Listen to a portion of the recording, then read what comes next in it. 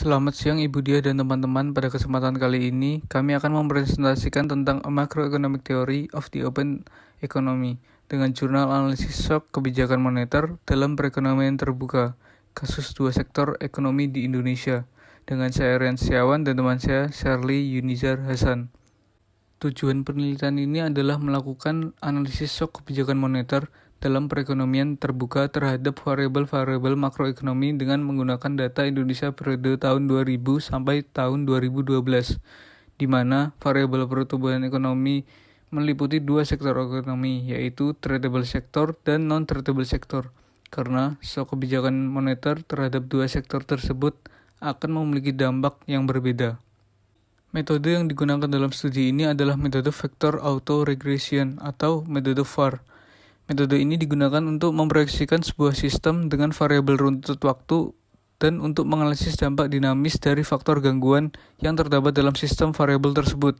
Penelitian ini menggunakan pendekatan kuantitatif dalam menganalisis shock kebijakan moneter. Dalam hal ini, kebijakan BI rate dalam perekonomian terbuka terhadap variabel-variabel makroekonomi di Indonesia, seperti tingkat harga domestik, output tradable sector, output non-tradable sector, tingkat suku bunga, dan nilai tukar real.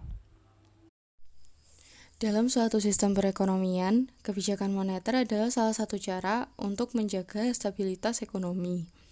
Salah satu kebijakan moneter yang dikeluarkan oleh Bank Indonesia sebagai bank sentral adalah kebijakan BI rate. BI rate akan dinaikkan oleh Bank Indonesia jika inflasi ke depan diperkirakan melampaui sasaran yang telah ditetapkan.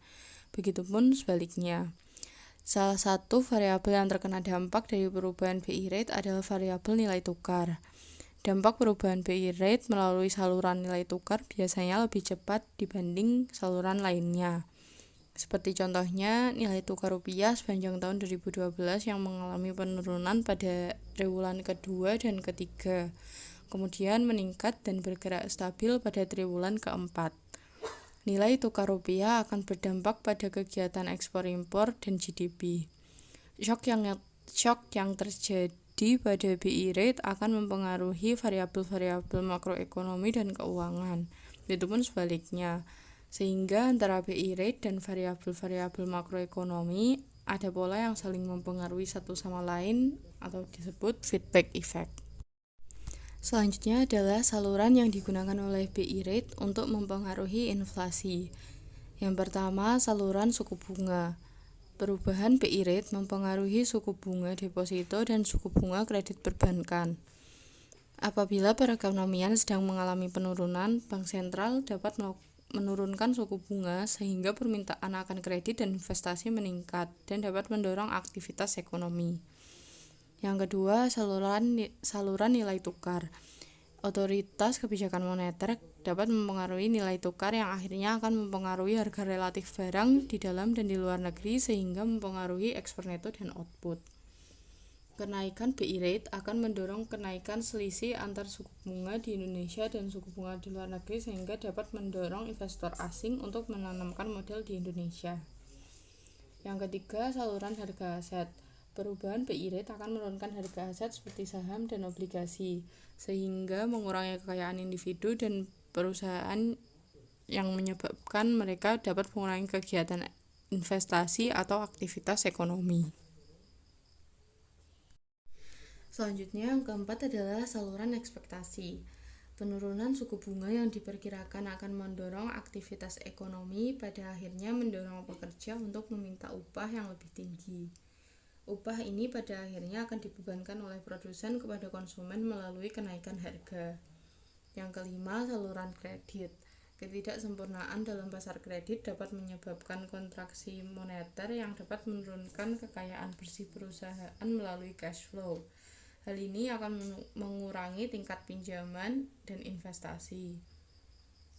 Yang keenam, saluran uang. Pandangan uang dari kebijakan moneter mengasumsikan bahwa pergerakan permintaan agregat sejalan dengan keseimbangan uang yang digunakan untuk transaksi keuangan dan mempengaruhi pemecahan GDP nominal antara GDP real dan tingkat harga.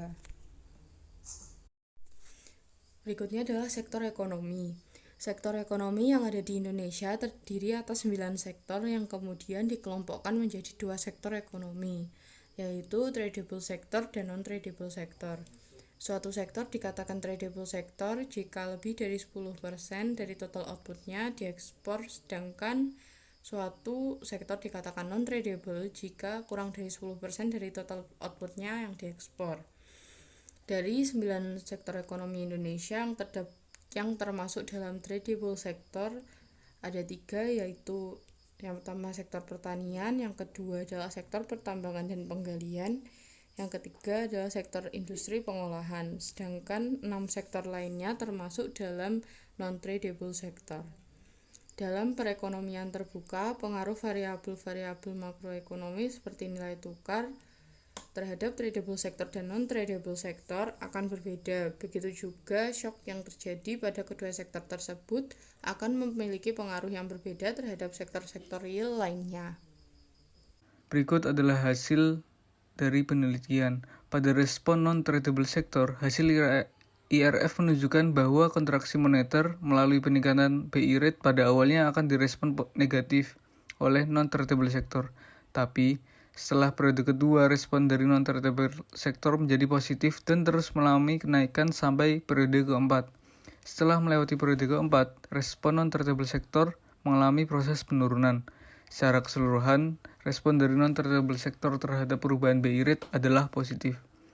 Kondisi ini mengindikasikan adanya fenomena puzzle yang tidak sesuai dengan teori yang ada, karena jika kebijakan Bank Indonesia meningkatkan BI rate seharusnya direspon oleh pasar keuangan dengan menaikkan suku bunga seperti suku bunga kredit. Kenaikan suku bunga kredit akan menurunkan investasi dan menurunkan tingkat output, dalam hal ini output non-tradable. Pada respon harga, hasil IRF menunjukkan bahwa kontraksi moneter pada awalnya akan direspon negatif oleh harga. Tapi, mendekati periode ketiga, respon dari harga menjadi negatif dan terus mengalami penurunan. Bahkan, sampai periode ke-10, respon harga terhadap kebijakan moneter masih negatif. Secara keseluruhan, respon harga dari perubahan BI rate adalah negatif. Perubahan BI rate direspon negatif oleh harga atau inflasi dapat mengatasi permasalahan price puzzle. Pada respon nilai tukar real, hasil IRF menunjukkan bahwa kontraksi moneter melalui peningkatan BI rate direspon secara positif oleh nilai tukar real, walaupun responnya mengalami penurunan. Hal ini menyebabkan terjadinya fenomena exchange rate puzzle atau tidak sesuainya teori yang ada. Artinya, kenaikan BI rate menyebabkan suku bunga domestik lebih tinggi dibandingkan suku bunga luar negeri sehingga mendorong investor masuk ke pasar domestik. Hal ini berakibat terapresiasinya nilai tukar rupiah. Tapi, pada model kenaikan BI rate menyebabkan rupiah mengalami depresiasi atau exchange rate puzzle. Pada respon tradable, hasil IRF menunjukkan bahwa kontraksi moneter direspon positif oleh tradable sector. Sama seperti non-tradable sector, hal ini mengindikasikan adanya puzzle karena peningkatan BI rate seharusnya menaikkan suku bunga di pasar keuangan seperti suku bunga kredit. Kenaikan suku bunga kredit akan menurunkan investasi dan menurunkan tingkat output. Dalam hal ini, output tradable sector, artinya empiris tidak sesuai dengan teori yang ada. Kesimpulan. Pertama, berdasarkan hasil IRF menunjukkan bahwa shock kebijakan moneter terhadap variabel-variabel makroekonomi menunjukkan adanya satu fenomena puzzle, yaitu suatu fenomena di mana hasil empiris yang diperoleh tidak sesuai dengan teori-teori yang ada. Artinya, fakta yang terjadi tidak selaras dengan teori. Kedua, kontribusi instrumen kebijakan moneter cukup bervariasi terhadap variabel-variabel makroekonomi, tapi kontribusi BI rate yang paling besar dirasakan oleh variabel harga.